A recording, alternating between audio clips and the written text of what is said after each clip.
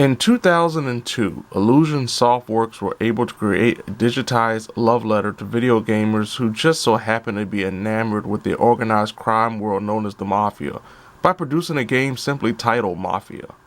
Thanks to innovative gameplay and a story unmatched at the time, Mafia was a smash hit across PC and consoles that created a grand fan base waiting for the potential next installment. It would take 8 years before Mafia II was released, but the wait was well worth it, as everything from the gameplay to the story to the mission structure was greatly improved upon.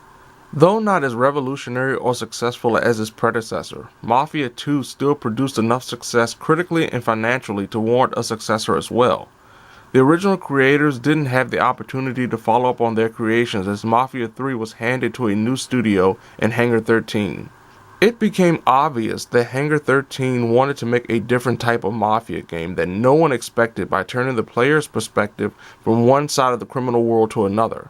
I, being a fan of both Mafia games, and having been enthused by what I saw during the pre-release announcements and trailers, came into this experience unusually hyped and prepared to declare this my game of the year.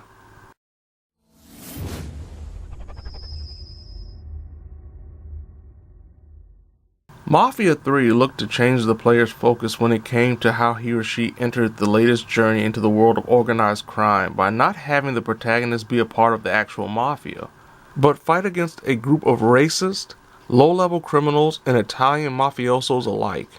Oh, and the protagonist just so happens to be African American. Lincoln Clay, a Vietnam veteran with the ability to slam a grown man around like a sack of potatoes, returns to his home of New Bordeaux, Hangar 13's take on New Orleans that just so happens to be also a part of Louisiana, in the apparent summer of 1968, to find his adopted family working with known criminal head honcho Sal Marcano. Looking to keep things quiet in the town where his race is just as much of a burden as being connected with organized crime turns out to be an impossibility, as Marcano characteristically turns on Clay's family, leaving them for dead. Or so he thinks, as Lincoln survives a brutal murder attempt. This is where the player takes control of not only the destiny of Lincoln and his quest for revenge, but also the disgusting underbelly of Clay's hometown as he begins to take apart Sal's rackets piece by piece through heavy-handed violence and a little bit of diplomacy. After 20 plus hours, I embarked on my final journey to confront Sal Marcano following the taking of his property, killing off his lieutenants, and doing every side mission possible in full to witness the first of 5 potential endings based on how I distributed my areas to my underbosses. With a great pre-finale autosave, I, like any other player who has taken the time to make it this far in the game, was able to make a different last-minute choice that provided 2 more endings. Unfortunately, the other endings and several trophies would require me to almost replay the entire game, making backup saves constantly in the process. Thankfully, there's always YouTube.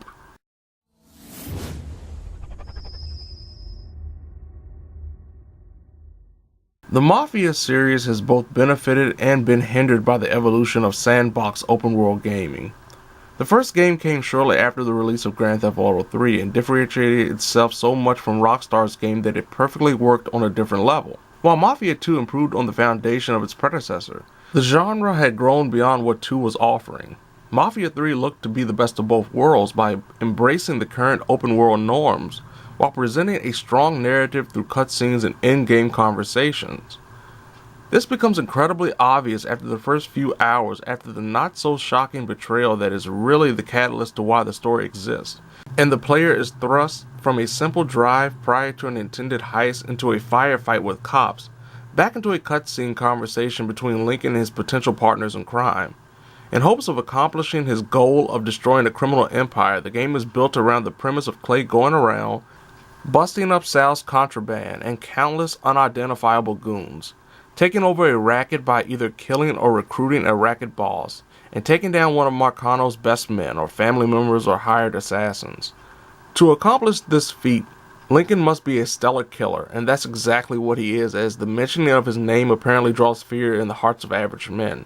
Clay, having been a part of a special ops unit during the war, is realistically trained in the art of combat both hand-to-hand and with firearms. The believability that Lincoln could sneak into a warehouse full of enemies, either slowly taking them down with stealth attacks, or going in guns blazing and walk away to do it all over again is actually very strong. That's not to say Lincoln is invincible. Even with body armor and max health, Clay can be put down rather quickly if the player isn't careful, as adrenaline shots, the game's answer to health boosts or restorations, are only effective in battle if Clay isn't in the middle of a firefight, and opting to recover behind some type of cover. From a control perspective, Mafia 3 plays incredibly well and is another upgrade compared to its predecessors. Gunplay is a perfect mixture of tight and loose that allows for relatively easy headshots with pistols, but understandably unyielding when using something like a shotgun. Melee combat features Lincoln chaining together punches to set up takedowns, both simple and brutal, and the previously mentioned stealth system is surprisingly strong, effective, and better than what's been used in almost any open world game on the market, without Metal Gear Solid on the title. The only real flaw with Mafia 3's controls is the one-button cover system. Like other games with this problem, hitting the cover button can sometimes stick Lincoln against a disadvantageous barrier instead of behind what is intended. The problem is rare, but can be costly in battle. Driving is also well done in Mafia 3, though not in the most realistic fashion, thanks to the added dash of speed and tighter handling, as the addition of a drift button has been implemented for those whiplash-inducing turns during chases or simply trying to get to the next mission. Tied to the driving mechanic is hands down one of the greatest soundtracks in video game history. Rather than just make some cover songs or even rip off some of the time's biggest hits, 2K invested greatly in making the musical sounds of Mafia 3 authentic as possible, with everything from Aretha Franklin's Respect, James Brown's I Got You, I Feel Good, Ring of Fire by Johnny Cash, Jefferson Airplane's White Rabbit, Longtail Sally by Little Richard, and of course, Painted Black by the Rolling Stones. There are even some songs I've never heard before that literally had me stopping the car and just jamming. It would have been nice if Hangar 13 just displayed the name of each song that came on, so one wouldn't have to sample random songs to find those once unknown gems. But no matter how good the driving is, the amount of it will leave you wishing for some type of fast travel system, as you'll travel across the city's sizable map to complete almost everything while showing off just how shockingly bland New Bordeaux truly is beyond the minor out-of-mission moments of unabashed racism. But continuous driving is only the small part of the game's larger problem: repetition. While the genre is essentially built on the act of doing the same thing over and over again, games like Grand Theft Auto and even the previous Mafia entries understood that creativity can overcome the feeling of been there, seen that, killed it. Mafia 3 doesn't go out of its way to avoid that aforementioned feeling by focusing a majority of its gameplay around a simple mechanic of takeover by way of destruction. The player is forced to talk to a specific person to begin the racket takeover that usually goes in the same manner. Interrogate an informant of that particular racket boss, kill off the boss's enforcers, and destroy boxes of items with fire or Lincoln's gun-toting hand before confronting the racket boss, and opting to either kill or attain his services as you take over the racket, that is, in turn, distributed to one of the three underbosses working for Lincoln: the voodoo priestess Cassandra, Irish booze hound Thomas Burke, and the lead of Mafia II, Vito Scaletta.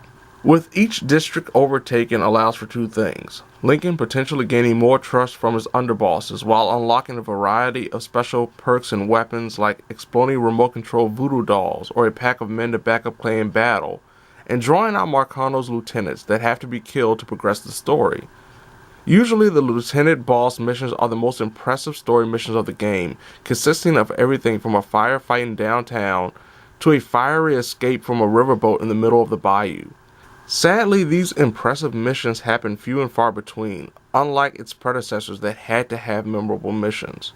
Side missions are no better, as they have the player either going to some random point on the map to steal guns, a boat full of weed, a semi, or kill someone on Vito's hit list. Even though doing these side missions play a big role in how Lincoln's sub-bosses see the game's protagonist, and how much money they kick back to Lincoln. Essentially, Hangar 13 came up with a formula and decided to not waver to the detriment of its gameplay as a whole. If you're not a fan of doing the same thing repeatedly, like liberating outposts in Far Cry 4, the job of taking over these rackets that, while different in name, are no different than the one you did before or after, then the fun of Mafia 3 will wane quickly as New Bordeaux becomes drenched in blood. Similar to the flawed execution of mission variety is the district distribution to Lincoln's underbosses. As mentioned earlier, taken districts are given to Lincoln's underbosses so they can control and produce money for Clay. The big twist is if the player doesn't distribute fairly, one or more underbosses will turn on his leader and look to take him out, leading to a pair of extra missions per underboss. Unfortunately, the idea only works in theory thanks to the fact that there are only 9 districts to split among 3 characters, making it incredibly difficult to anger Vito, Cassandra, or Burke without actually trying, thus taking away the feeling of caution when planning Lincoln's next move in terms of how to handle his support. The AI is also disappointing and plain stupid, walking to easy stealth kills while completely ignoring dead bodies of allies just inches in front of them. Weapons are lackluster in terms of differences. Once I got an AK-47 and a silenced pistol halfway through the game, I found no reason to switch, as the ammo dropped by fallen enemies for each was plentiful. But the Mafia series has been praised solely for its gameplay, but its narrative. The first few hours make it seem like Mafia III would not only produce a memorable story, but also the best in the series. Unfortunately, when the world opens up, the story falls off. It becomes painfully obvious that Lincoln's tail isn't bulky enough to survive without the mission padding and racket shakedowns, as the majority of the plot progression centers on multiple conversations featuring characters planning their next attack or voicing their anger when things don't work out, a court hearing, and documentary-style interviews that are usually non-chronological. Without the repetition and solely relying on genuine story missions, it's hard to believe this revenge tale will last more than 10 hours, which isn't bad for an action-adventure game, but not an open-world experience. Though the story is riddled with cliches and the darkest of imagery and sounds based on racial tension, the voice acting and motion capture makes one forget about the plot's shortcomings. Every performance, be it major or minor, such as the people Lincoln talked to start the racket missions, are absolutely fabulous. If this were an actual film, there would be some nominations for Actor of the Year. Mafia III is also technically flawed, a game that could have benefited from several more weeks of fine-tuning to fix the random graphical glitches and lighting issues that can cause whiteout effects even during cutscenes. Enemies can turn invincible randomly, and small bushes, for some reason, have the stopping power of a brick wall. When it comes to game crashes, I was luckier than most, as I only had one major crash during my entire time. I thankfully had no problems with freezing or getting stuck in the world, though enemies at times had a tendency to fall through the world. Mafia 3 had all the potential of being another memorable entry in the franchise, but fell incredibly short to the standards set over the course of 2 games in a variety of ways, while still producing a game that has some glowing moments of greatness that can't be denied.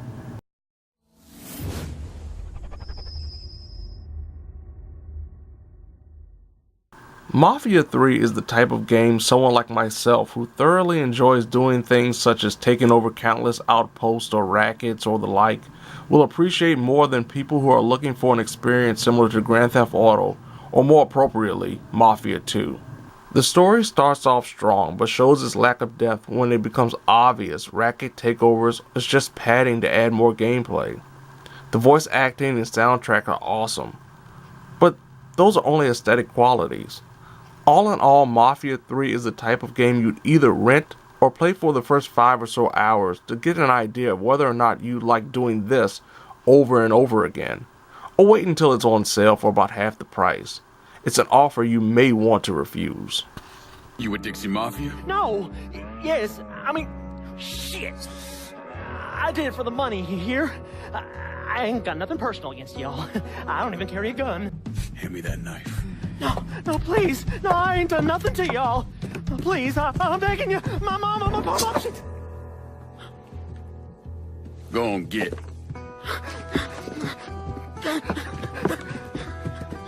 He could one do set. He ain't no threat to nobody.